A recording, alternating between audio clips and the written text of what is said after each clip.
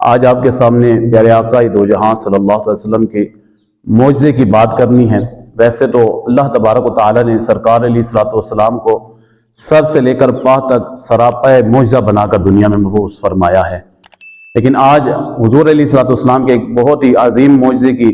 بات ہم کریں گے، اور وہ معجزہ ہے چاند کا دو ٹکڑوں میں تقسیم ہو جانا۔ کفار مکہ حضور علیہ الصلوۃ والسلام سے وقتاً فوقتاً معجزات طلب کرتے رہے کہ شاید ہم ایمان لے آئیں، لیکن چونکہ وہ بدبخت ازلی اور ابدی ایمان ان کے نصیب میں نہیں تھا تو وہ معجزات کو دیکھ کر بھی انکار کرتے رہے۔ اسی طرح کفار مکہ نے پیارے آقا دو جہاں صلی اللہ علیہ وسلم سے کہا کہ آپ ہمیں کوئی ایسا معجزہ دکھا دے کہ جس سے ہماری عقلیں حیران ہو جائیں تاکہ ہم آپ پر اور آپ کے رب پر ایمان لیں۔ اب پیارے آقا علیہ الصلوۃ والسلام نے وہ معجزہ دکھاتے ہوئے چاند کو دو ٹکڑوں میں تقسیم کر دیا۔ اب کفار مکہ نے یہ منظر اپنی آنکھوں سے دیکھا، اب ان کے نصیب میں ایمان نہیں تھا، اس وجہ سے انہوں نے اس معجزے کو یہ کہہ کر ٹھکرا دیا کہ نعوذ باللہ حضور علیہ الصلوۃ والسلام جو ہے تو جادوگر ہے اور انہوں نے ہماری نظر بندی کی ہے۔ اب جب کفار کے بڑے سرداروں نے یہ بات کی تو کفار کی کچھ لوگوں نے یہ مشورہ دیا کہ اگر چاند کے دو ٹکڑے یہ جادوگری ہے تو مکہ سے جو باہر سے جو قافلے آنے والے ہیں یقیناً انہوں نے چاند کو دو ٹکڑے ہوتے ہوئے نہیں دیکھا ہوگا، تو اب ایسا کرتے ہیں کہ ہم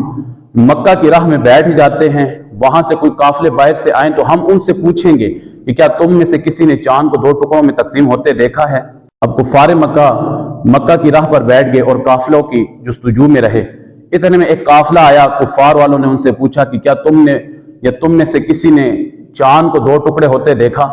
تو ان میں سے کئی لوگوں نے اس بات کی گواہی دی کہ ہاں ہم نے چاند کو دو ٹکڑے ہوتے دیکھا۔ اب یہ بات سن کر کفار مکہ عاجز آ گئے، لیکن پھر بھی ان کے نصیب میں جو ہے تو ایمان نہیں تھا، وہ اپنی ضد پر اڑے رہے، اپنی اناد پر اڑے رہے، اور انہوں نے یہی کہا کہ نعوذ باللہ حضور علیہ الصلوۃ والسلام کی یہ جو ہے تو جادو ہے، یہ حضور علیہ الصلوۃ والسلام نے ہماری نظر بندی کی ہے۔ اس واقعے کے بعد اگر ہم آج کے دور میں دیکھیں، اور یہ واقعہ جو ہے تو سیاہ ستہ کی کتب میں موجود ہے اور اس قدر مشہور ہے کہ اس کا انکار کرنا عقل کے ساتھ دشمنی کرنا ہے۔ فی نفس زمانہ اگر ہم دیکھیں تو ہمیں نظر آتا ہے کتنے لوگ آج بظاہر سروں پہ دستاریں ہیں، کتابوں کے انبار لگائے ہوئے ہیں، پڑھتے تو بظاہر قرآن ہیں، حدیث ہیں، لیکن پھر بھی ان میں سے حضور علیہ الصلوۃ والسلام کی شان بیان کرنے کی بجائے ان میں سے حضور علیہ السلام کے نقص بیان کرتے ہیں۔ تو میں اس بات سے بڑا حیران تھا، چلیں ابو جہل تو کافر تھا، عتبہ تو کافر تھا، ولید بن مغیرہ تو کافر تھا، ان کے نصیبوں میں اللہ تبارک و تعالیٰ نے ایمان لکھا ہی نہیں تھا۔ اب آج کے دور میں ہم دیکھیں تو کہنے والا تو خود کو مسلمان کہتا ہے، لیکن افسوس کے ساتھ کہ وہ حضور علیہ الصلوۃ والسلام کے نقص بیان کرتا ہے، حضور کی فضیلت کو چھپاتا ہے، حضور کی فضیلت کو ماننے سے انکار کرتا ہے۔ تو میں سوچ رہا تھا ایسا کیوں ہے، تو ایک حکایت میری نظر سے گزری، اس حکایت کو پڑھنے کے بعد مجھے سب سمجھ آ گیا کہ آج کوئی بندہ حضور علیہ الصلوۃ والسلام پہ نقص کیوں نکالتا ہے۔ حکایت کچھ اس طرح ہے کہ ایک بادشاہ تھا، بادشاہ جو تھا تو اسے جناب حضرت خضر علیہ الصلوۃ والسلام سے ملاقات کرنے کا بہت شوق تھا، وہ چاہتا تھا کہ حضرت خضر علیہ الصلوۃ والسلام سے میری ملاقات ہو جائے۔ تو اس نے جب یہ خواہش کا اظہار اپنے وزیروں پہ آگے کیا، وزیروں سے ہوتے ہوتے پوری سلطنت میں یہ بات پھیل گئی کہ بادشاہ جو ہے تو مشتاق ہے جناب خضر علیہ الصلوۃ والسلام کی زیارت کا۔ تو ان کی سلطنت میں ایک بزرگ تھا، وہ بادشاہ کے پاس آتا ہے اور بادشاہ کو کہتا ہے کہ اگر آپ چاہیں تو میں آپ کو خضر علیہ الصلوۃ والسلام سے ملوا سکتا ہوں، ان سے ملاقات کرا سکتا ہوں۔ بادشاہ چونکہ خواہشمند تھا، وہ چاہتا تھا کہ میری ملاقات ہو جائے۔ بادشاہ نے کہا بالکل، کیا چاہیے تمہیں، کیا کروں میں تمہارے لیے کہ تم مجھے حضرت خضر علیہ الصلوۃ والسلام سے ملاقات کرا دو؟ تو بزرگ نے کہا کہ کرنا کچھ نہیں، بس اتنا کرنا ہے کہ مجھے 40 دن کا ٹائم دینا ہے، میں نے 40 دن ایک یکسوئی کے ساتھ ایک جگہ پر بیٹھ کر چلا کاٹنا ہے، اس چلا کاٹنے کے بعد آپ کی جناب خضر علیہ الصلوۃ والسلام سے ملاقات ہو جائے گی۔ بادشاہ نے کہا بالکل، تم جاؤ چلا کاٹو۔ بزرگ نے کہا کہ ایسے نہیں،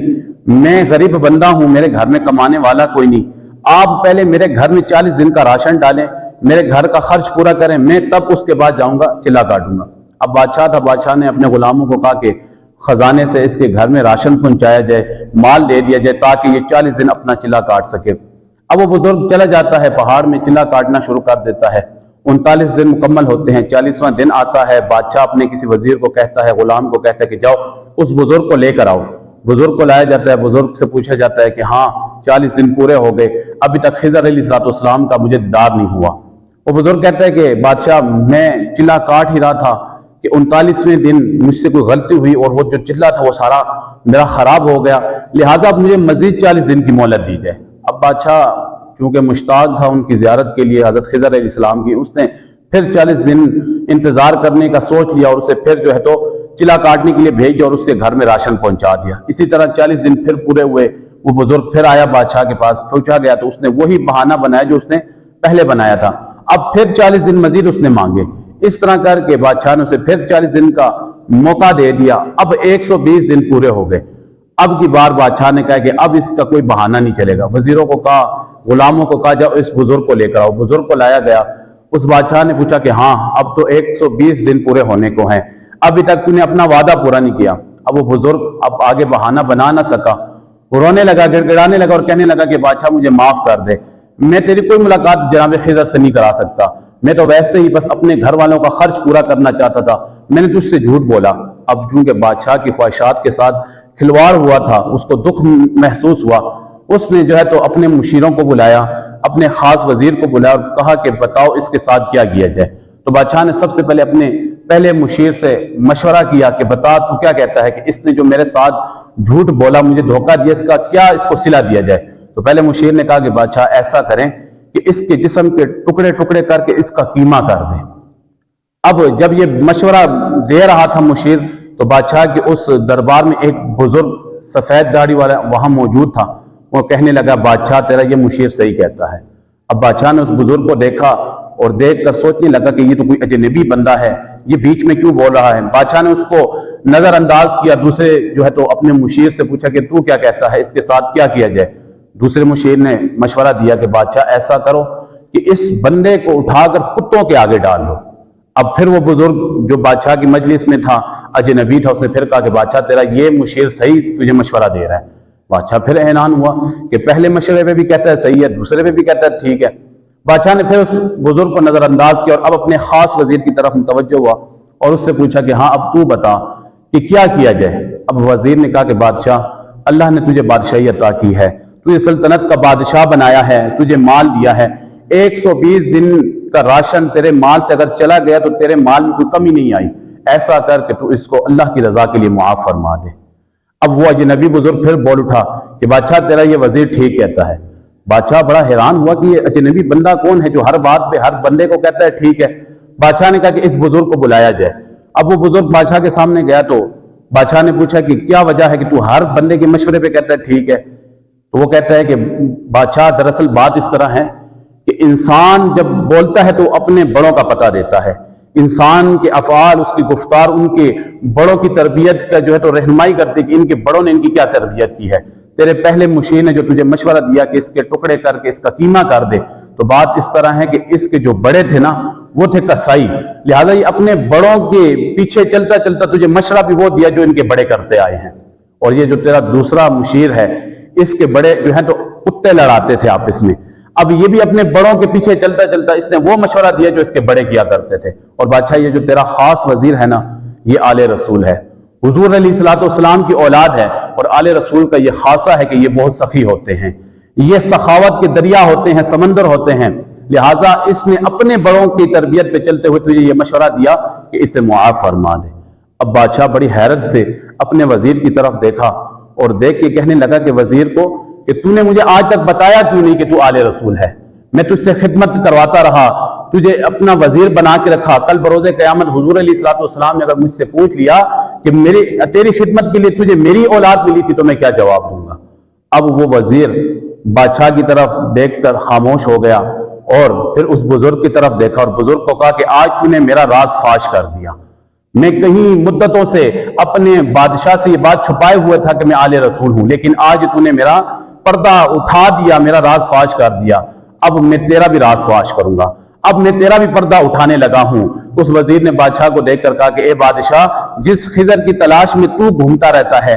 जिस खिजर की जियारत का तू मुश्ताक है, वो खिजर कोई और नहीं बल्कि ये वो बुजुर्ग खिजर है। तो इस वाकये से जब ये वाकया मैंने पढ़ा तो मुझे मालूम हुआ कि इंसान जो बोलता है ये उनके बड़ों का जो है तो پتہ دیتی ہیں کہ ان کے بڑے کیسے تھے۔ آج فی نفس زمانہ کوئی حضور علیہ السلام کے نقص نکالتا ہے یا حضور علیہ السلام کے معجزات کو نہیں مانتا یا فضیلتوں کو نہیں مانتا تو یقیناً پھر یہ ان کے بڑوں کی خطا ہے، یہ ان کے بڑوں کی غلطیاں ہیں، یا تو ان کے بڑوں میں سے جو ہے تو بڑے ان کے جو تھے وہ گستاخ تھے تبھی جا کر آگے یہ بھی گستاخ ہوا، یا پھر ان کے بڑوں سے کوئی غلطی ہوئی ہے۔ اور یہ تو قرآن کا فیصلہ ہے۔ ولید بن مغیرہ جس کے قرآن نے 8 عیوب بیان کیے ہیں، جب حضور علیہ السلام نے یہ 8 عیب ولید بن مغیرہ کو بیان کیے تو ولید بن مغیرہ عیبوں کو گنتا گیا۔ آخری جو عیب بیان کیا گیا وہ عیب یہ تھا کہ یہ اپنے باپ کا بھی نہیں ہے، اپنے باپ سے بھی نہیں ہے، ولد الزنا ہے۔ اب ولید بن مغیرہ کو غصہ آیا، تلوار لیے ہوئے اپنے گھر کی جانب گیا، والدہ کو دھکا دیا، والدہ کے سینے پہ چڑھ کے بیٹھ گیا اور تلوار ماں کی گردن پہ رکھ کے پوچھتا ہے کہ حضور علیہ السلام نے مجھے 8 عیب گنائے ہیں، 7 عیب تو میں جانتا ہوں کہ مجھ میں ہیں، یہ آخری عیب تو ہی مجھے بتا سکتے ہیں، کیا میں ولد الزنا ہوں، کیا میں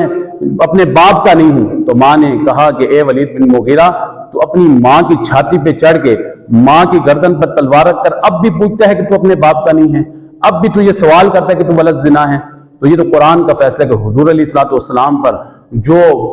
بکواس کرے یا حضور علیہ السلام کے بارے میں جو برا بھلا کہے، یقیناً ان کے بڑوں سے کوئی خطا ہوئی ہے۔ تو ہمیں سوچنا چاہیے، ہمیں اپنی اولاد کے بارے میں سوچنا چاہیے، ہمیں اپنے بارے میں سوچنا چاہیے کہ آیا میں جس کو سن رہا ہوں کیا یہ مجھے حضور علیہ السلام کی محبت سکھا رہا ہے یا حضور علیہ السلام کی محبت سے دور کر رہا ہے؟ آیا میری اولاد کسی اسکالر کو سن رہی ہے تو کیا وہ اس سے حضور علیہ السلام کی محبت حاصل کر رہی ہے یا حضور علیہ السلام کی محبت سے دور ہو رہی ہے؟ اللہ تبارک و تعالیٰ مجھے اور آپ کو اور ہماری نسلوں کو گستاخان رسول، گستاخان صحابہ اور گستاخان اہل بیت سے محفوظ فرمائے۔ آمین بجاہ نبی الامین صلی اللہ تعالی علیہ وسلم۔